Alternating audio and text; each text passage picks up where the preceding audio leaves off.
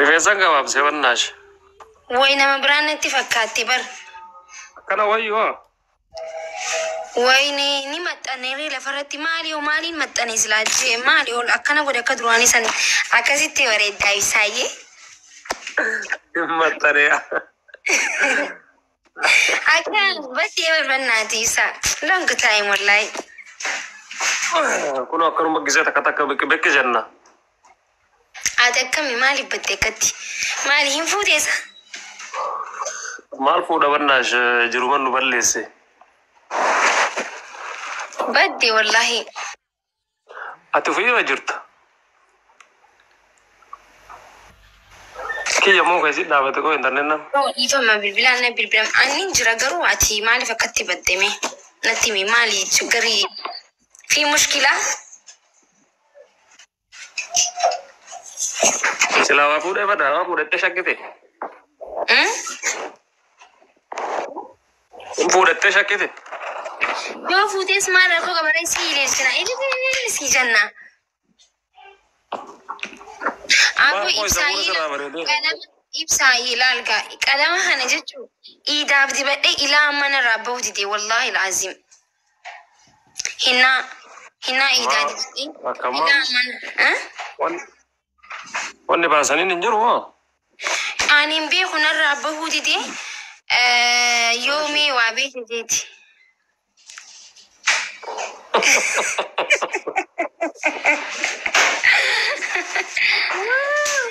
Waa beekte jedheeti hinna nasirra darraa sitti mul'ate hoo. Yoo dawaa keetiin faafate jeeti barbaade dide wallahi laazim. Huccuu akka naan jaan huccuu akka warra biyyaa sanitti haay asli maal ta'eef dhufe silaa sa'a tanatti wayi leevilii of godhatee seentu laal akka warra biyyaa sanitti huccuu saabunaan taa'e miicii sirraa baanaan jaan huccuu kana jiisii kana miicee narraa bahuu dide wallahi laazim. Jinsi heernu miicee jirti. Jinsii eenyuti maal jechuun jinsii fayyada.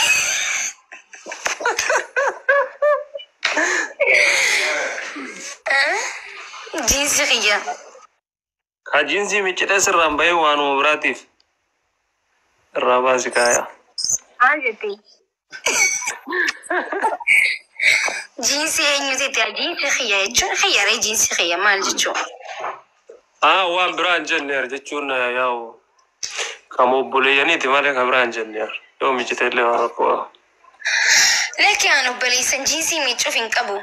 Ani biyyattuu jinsii miicine inkaan as dhufee jinsii miicuu miti.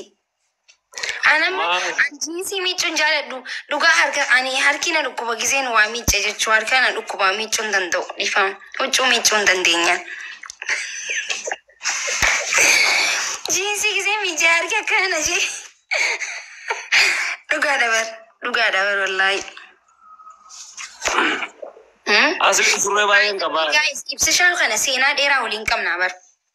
Anaaf ibsishaan jechuun seenaa hedduu waliin qabna seenaatti miidiyaa kanatti wallahi dhiiroo Oromoo keessaa nam lama qofaatu miidiyaa kana gubbaa ture. Jaalfadiloo fi ibsishaa qofaa jiru. Warra amma gaa tiktookii banattanii ibsishaan beene jechuu fedheeti. Ibsishaan long time famous hedduu nama har'aatii miti nama jabaadha mucaan kuni. Nama waliin tiktook kanarratti waliin silaa miti waliin fataa inni waliin geema taphannee osoo namni geeman beekin geema taphachuu turre san ni badee malee nu jala. Akkasii miti akkasii uummata.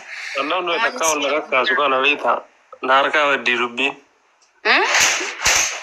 Namni akkaataa ol nama kakkaasu kana na harkaa baddii beektaa.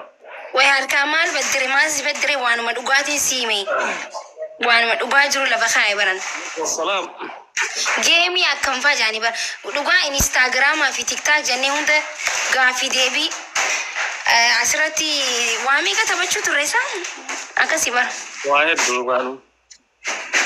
Hin fuudhee bar kanaaf badde hin fuune boo yoo fuudhees natti himaa bar ni fuute.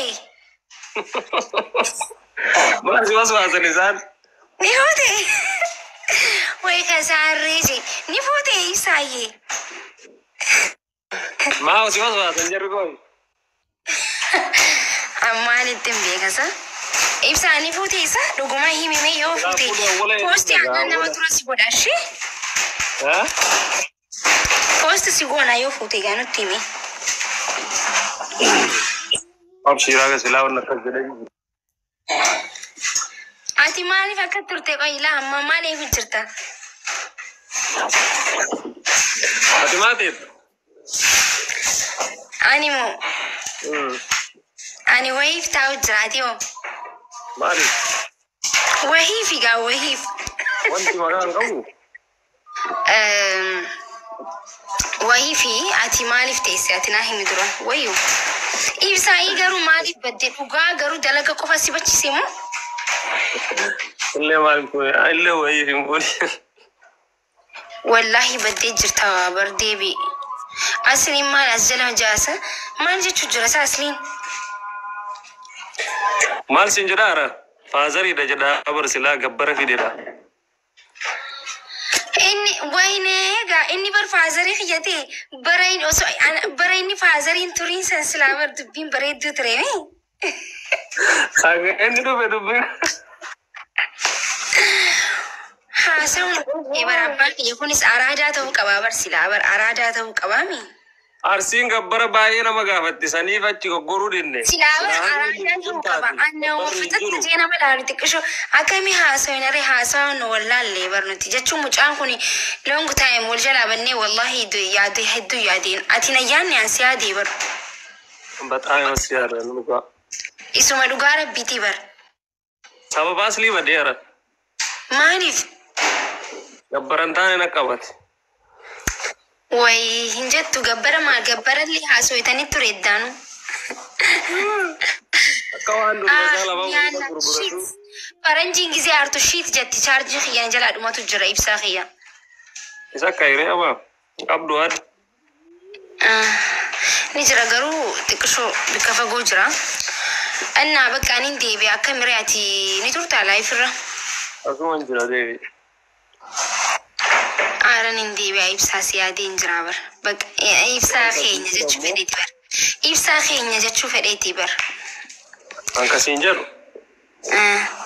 Anumatti hin argin moo zamuuna akkana sirraa bareede hoo? Aara atumaan nan argine bar.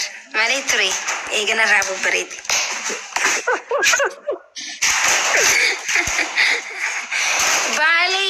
Baalee kiyya mangistii akkam waalaikum salaam warahmatullahi wabarakatuh.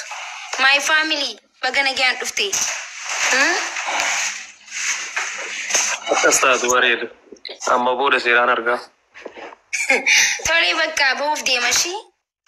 Chargii kiistii qaba anta chargii kun dhugaa maaliif amma sa'a kana namarratti cufa bakka nagaatti tureshi. Haayee coo. Haayee nagaatti maal taatee hoo? Hin bahin ati man.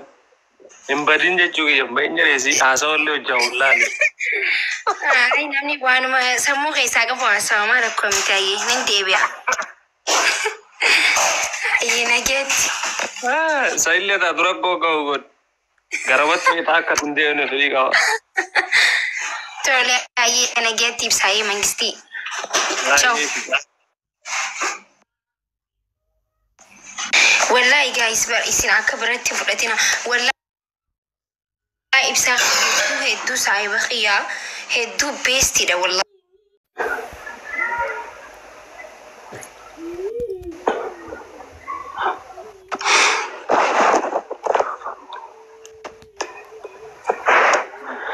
Oromoo kiyya isinii galuu dide galabbattanii caqasuu eegaltan moo isin dhuftee kaabaddee deebine kaa ramadaana bahee dhugaan gaazaaraa jettu osoo naati maanutti irraa mee namoonni